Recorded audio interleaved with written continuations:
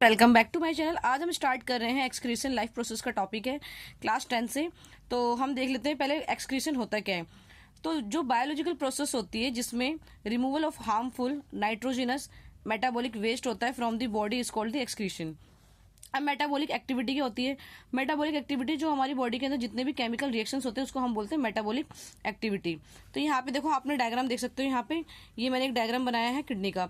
ये दो kidney present है और यहाँ पर ये क्या है, ये यूरेटर्स है, ये यूरिनरी ब्लेडर है, ये यूरेथ्रा है।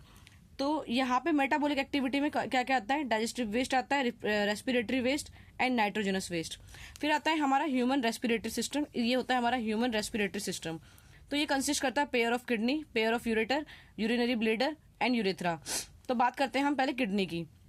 तो किडनी क्या होता है? वो रेडिश ब्राउन कलर का होता है एंड बीन शेप्ड होती है, लोकेटेड होती है in the upper retroperitoneal region of the abdomen.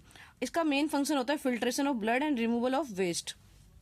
Ureter का काम होता है, ureter are two thin tubes which drain out urine from the kidney to a urinary bladder.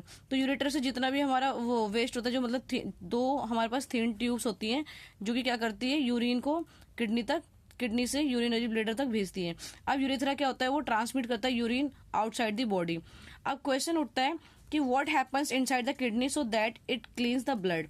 तो यहाँ पर हमारे पास प्रेजेंट होता है नेफ्रॉन, जो कि फिल्ट्रेशन यूनिट होती है किडनी की। ये कंसिस्ट करती है tube which is connected to a duct and cup shape structure, जिसको हम बोलते हैं वोमन कैप्सूल।